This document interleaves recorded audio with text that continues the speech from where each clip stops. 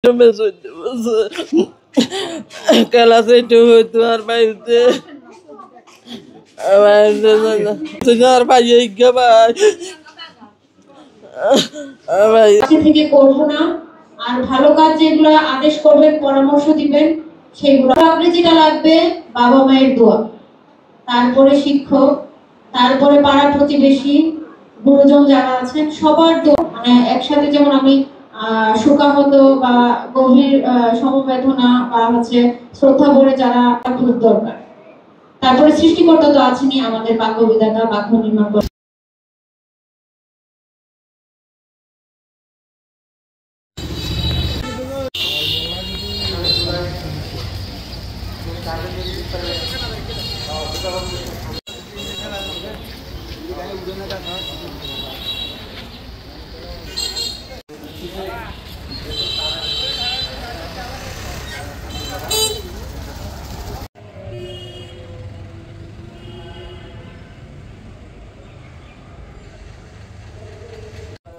Close short আরেকটা হলো যে আর কি লং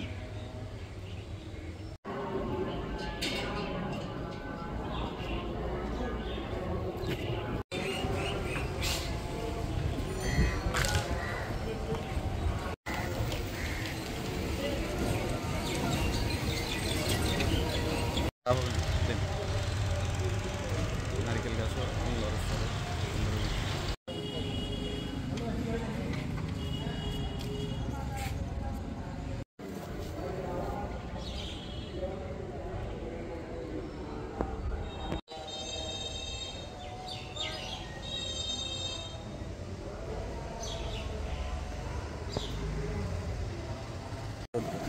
পতাকা তো নাই আজকে শুরু হয়েছে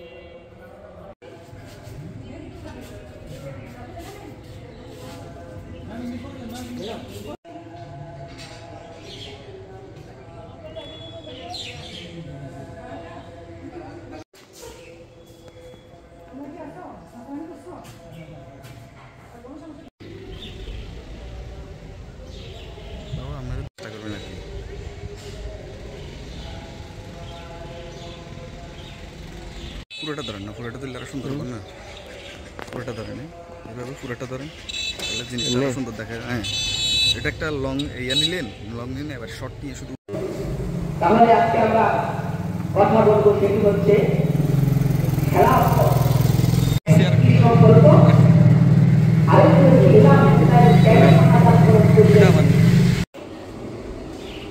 আবার উনাম হোসাইন যে কোটা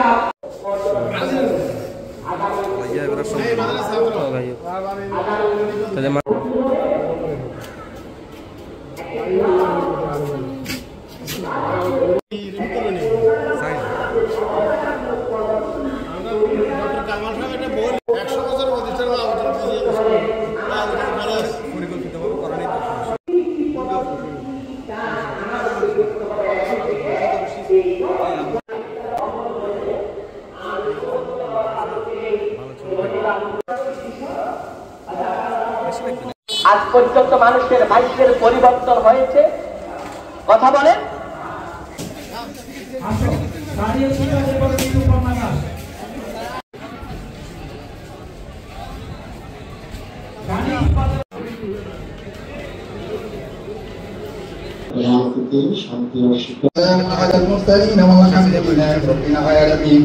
وجعل آخر كلامنا عند سكرة الموت شهادة أن لا إله إلا الله محمد رسول الله সকলকে আল্লাহ তাদেরকে আল্লাহ গুনাহ খাতা আল্লাহ মাফ করে আল্লাহ তাদেরকে আল্লাহ জান্নাতের দিতে আল্লাহ সকলকে আল্লাহ নেক হায়াত দান করুন সকল ধরনের পারমত্র থেকে আল্লাহ হেফাজত করুন রোগে আল্লাহ আপনার কাছে জানা আছে আল্লাহ তাদেরকে আল্লাহ আপনি পরকালে আল্লাহ সুখে শান্তি দিয়ে আল্লাহ সহকর্মীবৃন্দ সম্মানিত নিমন্ত্রণ رحمنا لنكونن من الخاسرين ربنا آتنا في الدنيا حسنة وفي الآخرة حسنة وقنا عذاب النار رب ارحمهما كما ربنا وتقبل دعاء ربنا اغفر لي ولوالدي وللمؤمنين يوم يقوم الحساب يا الله يا رحمن يا غفار يا ستار يا رزاق يا قهار يا مجيب الدعوات يا الله আমাকে তড়ি লাগে বলতেছে স্যার স্যার আপনার বিদ্যালয়ে হয়েছে আমি তৎক্ষণাৎ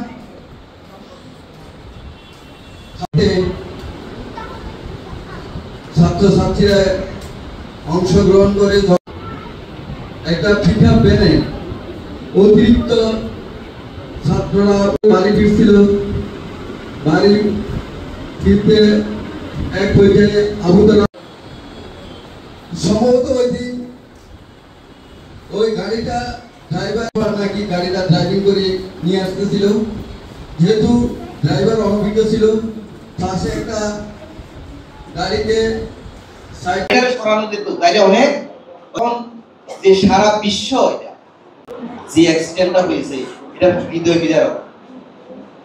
আর আমি বেশি কিছু বলবো না, আসলে আমি যখন স্কুলে আসলাম তখন দেখলাম যে আমার স্কুলে 3 জন ছেলে মারা গেছে। এখন এখানে আর কি বলবো, এখানে আমার মানে ভাষা শোক মানে শোক শোবার মতো আসলে আপনাদের এই যে আমি দেখছি। আর আমি বেশি কিছু বলবো না, আমি এদের আত্মার মাগফিরাত কামনা করছি এবং আমি সবাই সুস্বাস্থ্য এবং দীর্ঘায়ু কামনা করে। এবং স্বাগত সহকারী প্রধান শিক্ষক, বিভিন্ন পর্যায়ের অভিভাবক। ইংরেজি কবি লর্ড টেনিসন একটা কথা বলেছিলেন, নিহত হয়েছে। তারাই প্রকৃত মানুষ ছিলেন, তাদের মধ্যে মানবিকতা সর্বোচ্চ ছিল। না না, এদিক দিয়ে বাড়ি যাবে না, এদিক দিয়ে বাড়ি যাবে, রাস্তা এটাই পুরোটা।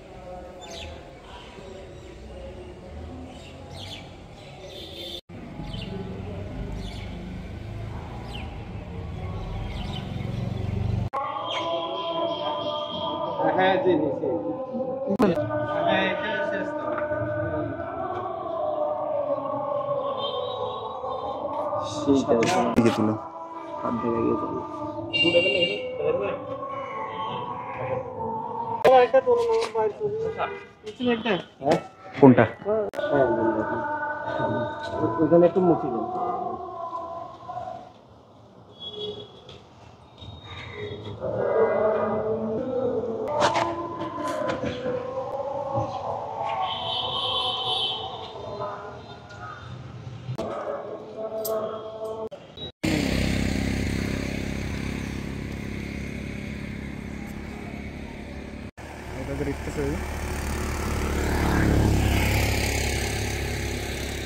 তাৎপর্য আছে, এই যে স্টেপ দিছে 2 3 4 5 6 প্রত্যেকটা তাৎপর্য 5 এ উঠে সিলেক্ট বা ওকে।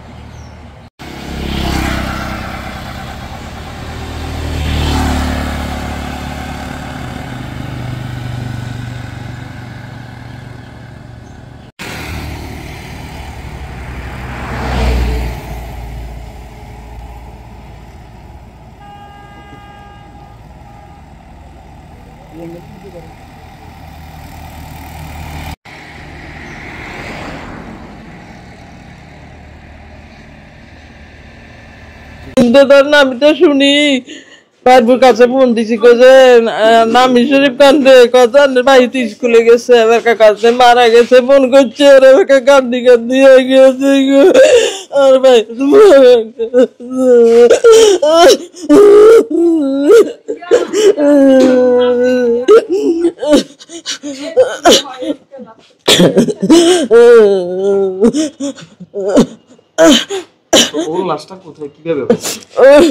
ওই জায়গা থাইছে আর বাড়িতে আমি শরীফের ওই জায়গা থাইছে তো বাড়িতে লই গেছে বাড়িতে লই যা দেখেছে বাড়িতে উঠানের বেশ আইছে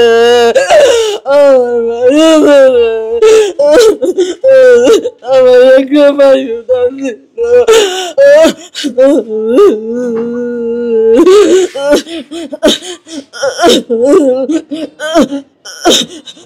ঢাকা হয়েছিল সোমবার আসিল নি আর হুতে বাপের বিদেশ আসিল হুতে বাজার করব কইছিল হুতে টেয়া দিছিনি আন্নাবার একটা মহিলা আছে বুঝলেন কাজে আমার আজ যত সোমবার বাজার করে দেবেন আর কোথায় নইয়া আজ দেখি আর আমার যে হল দোকানে আসিল ফোন করছে কার মোবাইল তুমি দুটে আদি কাজ আমার কাজে ওই মামার দোকানে কাজে তুইছি কথা স্কুলে খেলা যাবে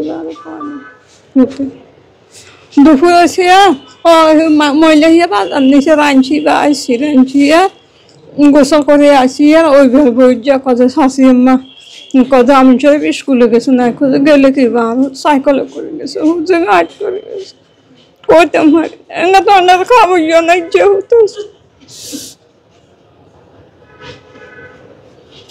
কইতাম হারি না আনছে আকু তুমি মেরে শুয়ে গেছি কোথাও নিয়ে দাও দিয়ে বাদ নিছো কোনোর জামান মাস্টার এই স্কুলের মাস্টার আছিল আন্না বাইরে নিয়ে সিনজ করে নিছো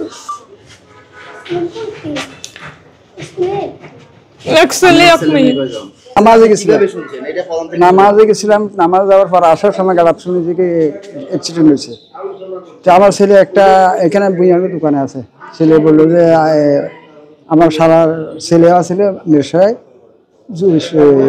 বড় অফিসের সামনে দিনের 1-1:30 বাজার ওই সময় ছেলেরে অ্যাম্বুলেন্স করে মেডিকেল নিয়ে গেছে ওই সময় মারা গেছে তারপরও মানে তারা চেষ্টা করছে থাকে না এরপরে সেন্টার ফাউন্ডে নিল ওখানে 1 সপ্তাহ ছিল এরা ফাটাইলো ফেয়ারহেলথে নিয়ে ফেয়ারহেলথে এখানে কদিন রাখে 18,000 টাকা বিল হয়েছে বহুত কষ্ট বিনিময় আমি জোগাড় করে দিচ্ছি এরা রিলিজ নিলাম আর আমাদের একজন লোকে বললো যে আমি সরকার চাকরি করে উনি বলে আমাদের সরকারের আন্ডারের লোক আপনি এইখানে ভর্তি হয়েছেন কেন আমি আমার একজন ডাক্তার কাছে করে উনি বলে বাচ্চার এক্সরে লাগবে হয়েছে হবে চিকিৎসা এরপর আইলাম মেডিকেলে 1 মাস ছিল আমি ওই আর এখানে নাফিতে একটা ছেলে নয়নশীল আর একটা জুয়েল বড়ুয়া আমরা এইটা নিয়ে 3 জন ঢাকা অ্যাপোলোত নিয়ে গেলো এ সহ চেয়ারম্যান এগুলো নিয়ে তারপরে ওইখান থেকে রাতের 1টা বাজে মারা গেছে তারপরটা মারা তারপরটা 3 জন ছিল অ্যাপোলোত আর কিছু আমরা কিছু পাইনি ছেলের জন্য কি ক্লাস 7 এর ভাই মেধাবী ছাত্র চলে গেছে আর নাই এর ভিতরে খুব অনেক ছিল সবাই বলে এরকম ছিল আর নাই আমার গ্রাম ওর কথা শুনে আমি খারাপ দেখতে পারি না রাতে ছেলের জন্য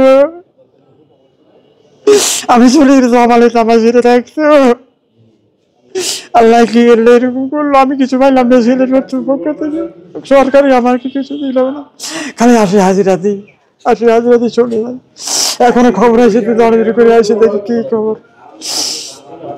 এই আর কি অবস্থা কষ্ট আমি তখন সিএনজি চালাই সিএনজি ভাড়া নিয়ে গেছিলাম একটু ওই মায়ানি ওইখানে শুনি যে মানুষ দৌড়াদৌড়ি করতেছে চারিদিকে সেই গাড়ি অ্যাক্সিডেন্ট হচ্ছে আমিও তাড়াতাড়ি গাড়িটা নিয়ে ওইখানে গেলাম যা কেউ বাঁচাইতে পারে কিনা যে আমার নিজের ছেলেটা যদি যায় আমি জানি না তখন এখানে যাই দেখি লাশগুলো রাস্তার সাইডে সারি সারিভাবে সবাই রেখেছে তখন আমি হঠাৎ করি আমার ছেলেটা দেখি সবার লাশের ভিতর তখন আমি অজ্ঞান আর আমার কিছু মনে নাই তখন ছেলেপেলেরা নিয়ে গেছে হসপিটাল মিনেশ্বরাই এখানে আমি তো বলছি এরা একটা মাত্র যখন সন্তান ছিল এখন আমি হার্টের রুগী ভ্যাকসিন ওই গাড়ি চালিয়ে অ্যাক্সিডেন্ট আর কোনো কর্ম করতেই পারি না অনেক খরচেতে আছি পরিবার নিয়ে, আর কেউ তো নাই পরিবারের ভিতরে। 5-6 জন গানওয়ালা, 2টা মেয়ে, ভালো লেখাপড়া করে ভালো একটা চাকরি করবে এরকম একটা হেলা ছিল আর কি। আমরা তো সরকারিভাবে বিচারটাও পাইলাম না, সরকারিভাবে কোনো সাহায্য পেলাম, সরকারিভাবে যে কোনো প্রতিশ্রুতিগুলো যে একটা আমাদেরকে পূরণ করে নাই। কিছু সাহায্য আমরা আমাদেরকে বিভিন্ন যাদের ফরান কাঞ্চে বড় বড় শিল্পপতিরা, ব্যবসায়ীরা, এলাকার বিত্তবান মানুষেরা এরা কিছু কিছু আমাদেরকে দিয়েছে, এগুলো আমরা পাইছি। সরকারিভাবে আমরা কোনো কিছুই পাই নাই, সাহায্য সহযোগিতাও পাই নাই, যেগুলো প্রতিশ্রুতি এটাও পাইনি, কিছুই পাইনি, বিচারটাও পাইনি, ক্ষতিপূরণটাও পাইনি, কিছুইটা আমরা পাইনি সরকারিভাবে। ওই দিন বেলা ছিল প্রায় 11টা বা 11:15, না 1টা বা 1:15 ছিল। তখন আমি গোসল করতে গামছি কামড়িয়া এই ফোরের গাড়ি গেছি, যাওয়ার পরে শুনতেছি যে পোড়ামানি থেকে একটা গাড়ি অ্যাক্সিডেন্ট হয়েছে। কোন জায়গায়? পোড়া নিরস্বরের গাড়ি। গাড়ি অ্যাক্সিডেন্ট হয়েছে, আমি কী করবো? আচ্ছা যাক, গোসলটা বলেছি। এরপরে শুনি না স্কুলের গাড়ি অ্যাক্সিডেন্ট হয়েছে। তখন স্কুল গাড়ি অ্যাক্সিডেন্ট হয়েছে, কখনো গামছাটা কামড়ে কোমরতে ফের দিয়ে দিছি দৌড় দিয়া ওই জায়গায় গেলাম, গিয়ে দেখি যে মানুষ, অট্টালিকা মানুষ। এইখানে আমার লাস্ট ওয়াইয়ের, আমার ছেলের লাস্ট ওয়াইয়ের রোয়াইতে লাস্ট মধ্যে এই যে রাস্তা শোয়াই রাখছে। আমি তখন কান্দে লইয়া আমি, আমার একটা গাড়ি দে, আমার একটা গাড়ি দে, আমার একটা গাড়ি দে, আমার ছেলের দম আছে, আমার ছেলের দম আছে। আমি চিল্লাইতেছি কে কারে গাড়ি দেয়। তখন তারপরে দৌড়িয়ে তারপরে অন্য একটা ট্যাক্সি করি গেলাম মিরিকসরাই। ওইখানে যাওয়ার পরে কয় নাই, ওইখান থেকে নিয়ে আসলাম। আসার পরে বাড়িতে হাজার হাজার মানুষ। আমাদের দাবি, আমাদের বলছিল যার যেই যোগ্যতা আছে এই যোগ্যতা অনুযায়ী তারা চাকরি দেওয়া হবে। একটা লোকের চাকরি দেয় নাই। আমি বিএমপি করি, বিএমপি নাম শুনছে আমার, আরো বুড়ো বিষয় ঢুকতাম দেয় না চেয়ারম্যানে। আমি মাননীয় রেলমন্ত্রীর কাছে গেছি, রেলমন্ত্রণালয় ভিতরে ঢুকছি, মন্ত্রণালয় মন্ত্রী এমনি আমার দৈরা কাকা আপনি চলে যান, আপনার ছেলের চাকরি হয়ে গেছে, আপনি যাতে দূরাইছেন। এর ফলে এই চাকরি হয় নাই, আমি বিএমপি করি, দোষ আমার এটা, বুঝলেননি? ওই চাকরি দেওয়া হয় নাই। আমার ভিতরে একটা দারুদার, ওই চাকরি দেওয়া হয় নাই। আমার ছেলের বউ একটা বিএ পাস, আমার মেয়ে একটা এই ডিপ্লোমা পড়তেছে, এখন চাকরি হয় নাই। আমার ছোট মেয়েটা আইএ পাস, একটা মেয়ে চাকরি হয় নাই। কারোর কোনো একটা চাকরি না, কোনো কিছু, কোনো রকমের কোনো সহযোগিতা। মাথাগুলো কাদার মধ্যে ডুবে গিয়েছে, ফলে তারা আর ওখানে কি করছে না করছে কেউ জানেও না, বা গাড়িকে উল্টে দেওয়ার মতো ওইখানকার উপস্থিত কেউ লোকজন ছিল না। ফলে এই যারা ছিল তারা অনেকেই ওইখানে শরীর সমাধি হয়েছে। এটা দেখে আমি শুরুই তখন কান্না ডাকতে পারতেছি না, কারণ আমার ভাই ফোকাও ছিল ওইখানে। আমি তখন আরেকজন স্যারকে সাথে নিয়ে একটি সিএনজি নিয়ে ডাইরেক্ট আমি ওই গ্রামের ভিতর দিয়া আলু তরফ চলে আসি। তখন আসি দেখি লোকজন এই বাড়ি ওই বাড়ি ছুটোছুটি করতেছে আর কান্নাকাটি করতেছে, বাতাসে আকাশে বাতাসে কান্না রোগ উঠতেছে, হাহাকার। ওই বাড়িতে গেলাম, দেখি লাশ পড়ে আছে, সবাই এটাকে ঘিরে ধরে কান্নাকাটি করতেছে। আরেক বাড়ি গিয়ে দেখি 2টা লাশ পড়ে আছে, সবাই এটাকে নিয়ে কান্নাকাটি করতেছে। আমরা এই বাড়ি ওই বাড়ি ঘুরে দেখি পুরোটা এলাকায় যেন শোকের মাতম, কোথাও যেন একটু কারণকে আশ্বাসের, কোনো একটা ছাত্রের আশ্বাসের বা কোনো একটা ছাত্র বেঁচে আছে এরকম কোনো কথাবার্তা আমরা শুনতে পাই নাই, শুধু আজকে লাশ। এরপরে আমরা যখন চারিদিকে ঘুরে ফিরলাম আবুতরফ স্কুলের মাঠে, তখন সন্ধ্যার একটু আগে আমি মাঠের মাঝখানে আমার ওই শিক্ষক সহ দাঁড়িয়ে ছিলাম। তখন একটার পর একটা লাশ আসতেছে শুধু লাশের মিছিল। এই যেন এক হৃদয় বিদারক দৃশ্য, আকাশে বাতাসে যেন এক হাহাকার শব্দ, শুধু হায় কি হলো এরকম। আর একটার পর একটা লাশ যখন পশ্চিম পাশে মাঠে সারি সারি রাখছে, তখন মানুষের বুক চাপড়াইয়া শুধু কান্নাকাটি করতেছে, কেউ কাউকে সান্ত্বনা দেওয়ার ভাষাটুকু নেই। আমি একটা কাজ করেছিলাম, গাড়ি বন্ধ করে সিএনজি ভোরের দিকে বঙ্গবন্ধু ধরার জন্য লোকজনকে চিৎকার করছিলাম করতে। এখন কিছু কিছু তোলা হলো, তবে এত বড় ঘটনা ছাড়া এটা তখন অনুমান করা যায়। ঢাকে নিয়েছে যে এতগুলো ছেলে সেখানে নিমজ্জিত আছে, ওটা তখন মস্তিষ্কে আসে। যদি থাকতো রসিদ হয়ে গেল, টাকটা যদি টেনে তোলা হতো, কিছু ছেলে হয়তো উনি যেটা বলছেন স্যার এটা হতে সম্ভব হতো, কিন্তু সেটা আমার ব্রেনে কাজ করে না। কেন তার মানে যেগুলো ভেসে উঠছে সেগুলো আমরা ইচ্ছি, কিন্তু ঢাকার তো সেখানে ছেলের সংখ্যা বেশি। তো যাই হোক, সেই হৃদয় বিদ্যালয় ঘটনা এগুলো আসলে আমার যাত্রায় ধরে আমার ভাইকেও মৃত্যুবরণ করেছে, সেখানে বেঁচে ছিল, পরে ও মারা গেছে।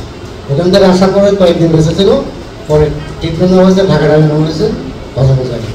যাই না স্যার, এই জন্যে যে কুয়াতে যে ডুবাতে পড়ছিল, ডুবা ওটা হলো যে একেবারে এত খারাপ পানির ডুবা, পায়খানা প্রস্তাব ওইবারে মানে ময়লা আবর্জনা মানে বিষাক্ত, যে হাত দিল যে হাত ফুটে যাবে ওই ঘটনা। ওই কারণে এই ঘটনাটা যদি বিশুদ্ধ পানিতে পড়তো তাহলে হয়তো এতটুকু মারা যেত না, তো পানি টানি খেত, পেট ফুট দইটা খেলে। কিন্তু পানি পড়ছিল এত বিষাক্ত যে ওই পাশের বাড়ির মানুষের ময়লা আবর্জনা ঢুকছে, এই কারণে এটা। যাই হোক, কান্নার আর দেখতে পারি আমি চলে এসেছি সাথে সাথে এখানে, যে দেখি এখানে পরবর্তীতে দেখি যে অবস্থা, যে মানুষ মানে কান্নার রূপ এখানে, মানে যে জীবনে কেউ কান্না করে না সে কান্না রাখতে পারবে না এখানে, মানে এমন হৃদয় বিদারক ঘটনা হয়েছে। সময়গুলো বয়ে যায় কিন্তু স্মৃতিগুলো থেকে যায়। এই স্মৃতিগুলো আমাদেরকে আস্তে আস্তে করে খুব মনের ভিতরে কাঁদা। আমরা যেটা দেখলাম এখানে যারা এসেছেন সবাই, আজকে অভিভাবক যারা আছেন এবং শিক্ষক যারা আছেন, সবাই এই টুকরো স্মৃতিগুলো মনে করে কান্নার অন্তরের অন্তঃক্ষরণ হচ্ছে। আমি একটা কথা বলতে চাই, যে শিক্ষার্থীরা মারা গেল সেই 2011 সালে, এটা মূলত আমাদের ছিল উপজেলা পর্যায়ে প্রাথমিক বিদ্যালয় ফুটবল টুর্নামেন্টের দর্শক সবাই। শিক্ষার্থীরা আমাদের যারা প্লেয়ার ছিল সবাই অন্যান্য যানবাহন ব্যবহার করে চলে এসেছিল, আর এই দর্শকরা নিজেদের মতো করে এই কাওয়াতে যে পিকআপ ট্রাক বা পিকআপ ভ্যান যেটা আমরা বলি সেটাতে করে আসতেছিল। আমি কিন্তু তাদের কাতারে থাকতে পারলে ভালোবাসি। আমার মনে আছে আমি ছোটবেলায় যেখানে যত ফুটবল টুর্নামেন্ট হতো, ক্রিকেট টুর্নামেন্ট হতো আমাদের গ্রামে, আমরা হেঁটে হেঁটে 5 কিলোমিটার 10 কিলোমিটারের চলে যেতাম করতে হবে। আমরা কেনই বা হঠাৎ করে সব গাড়িতে উঠে যাবো? এটা থেকে যদি বিরত থাকতে পারি তাহলে বুঝবো যে এই ট্র্যাজেডি আমাদের একটা শিক্ষা দিয়েছে, পরবর্তী প্রজন্মের জন্য একটা শিক্ষা রেখে দিয়েছে। এবং ইতিহাসে যদি পুনরাবৃত্তি ঘটে বুঝবো যে আমরা সচেতন হতে পারি। আমাদের জায়গা থেকে সচেতনতার যে জায়গাটা, আমাদের ভবিষ্যৎ প্রজন্মকে সেভ করার যে জায়গাটা, সেটা রক্ষা করতে পারে। আজকে 11ই জুলাই, এই জুলাই মাসে আমাদের বিপ্লব শুরু হয়েছে।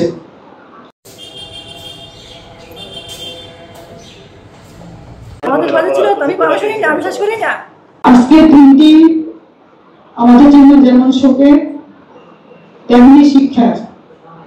এই দিন থেকে আমাদের শিক্ষা গ্রহণ করতে হবে।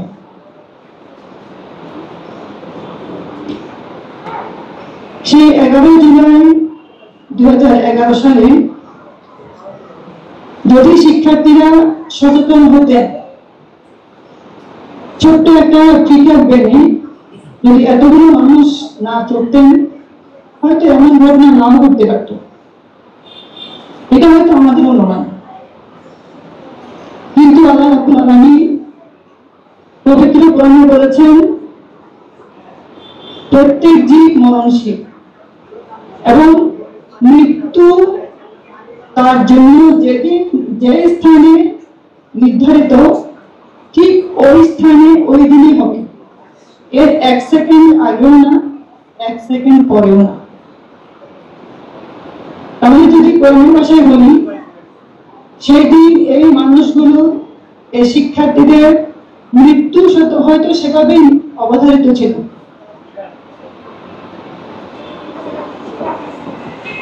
যে স্থানে তারা নিহত হয়েছেন সেই স্থানটাই হয়তো অবধারিত ছিল। তারপরে আমাদের মন, আসলে মনকে তো বুঝ দেওয়া যায় না। আমাদের হয়তো মনে হচ্ছে যদি আমার বাচ্চারা সেদিন খেলা দেখতে না যেত, যদি পিকআপ ভ্যানে না উঠতো, যদি ড্রাইভার ফোনে কথা না বলতো, তাহলে হয়তো এমনটি না করতে পারত। যাই হোক, আমরা সৃষ্টিকর্তার কাছে প্রার্থনা জানাবো এই বাচ্চারা যেন জান্নাতের সর্বোচ্চ মাকামে স্থান পায়। আমরা প্রত্যেকটা স্কুলে প্রত্যেকটা স্কুলে লিফলেট বিতরণ করছিলাম, সচেতনমূলক কয়েক বছর করছি এটা লিফলেট বিতরণ।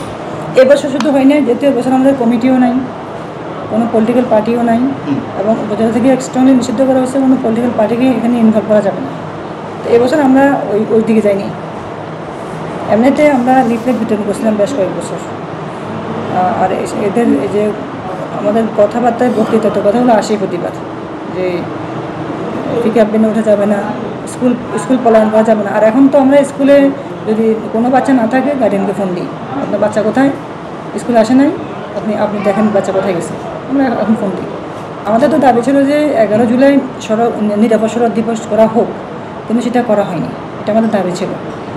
আর স্কুল সরকারিকরণের জন্য তখন তো স্যাররা বা এলাকাবাসী যারা ছিলেন আপ্রাণ চেষ্টা করছেন, কিন্তু সেটাও গভর্নমেন্ট তখন কানে নেয় নাই।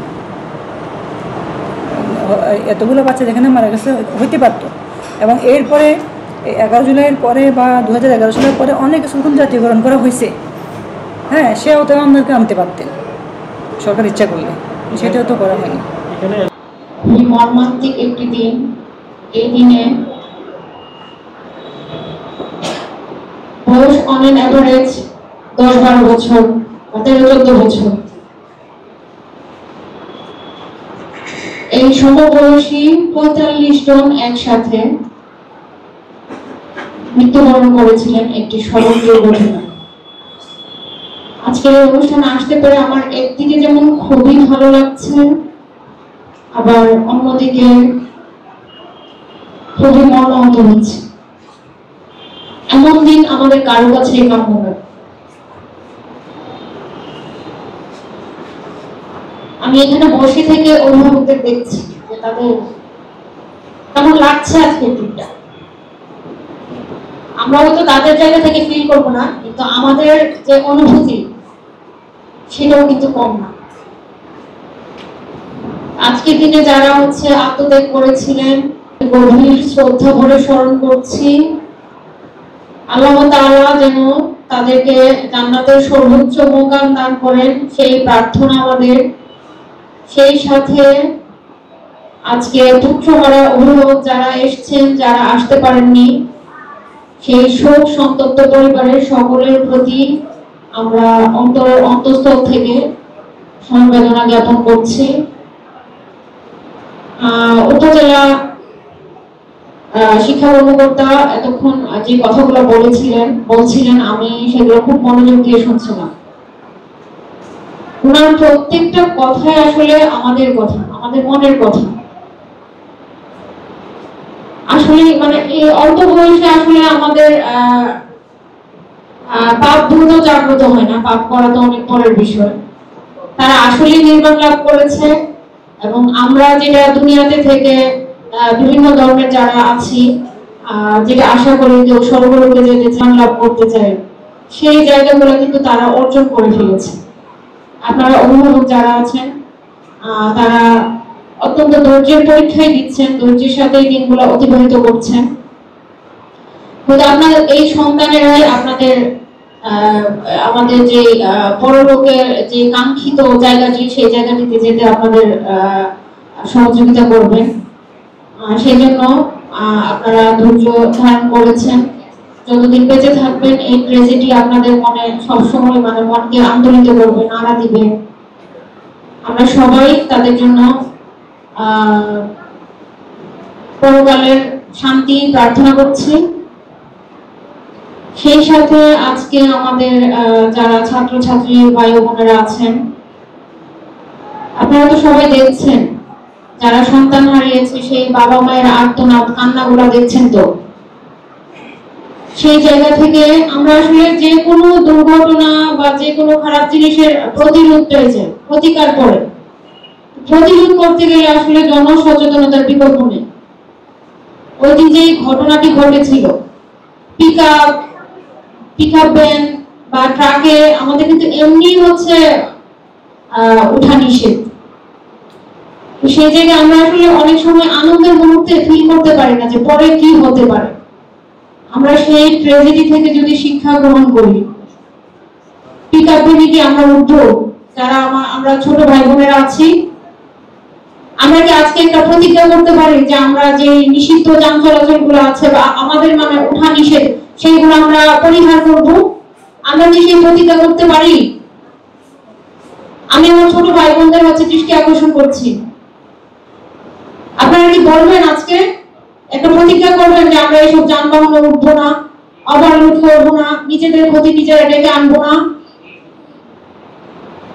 আপনারাই হচ্ছেন আমাদের ভবিষ্যতের কর্ণধার।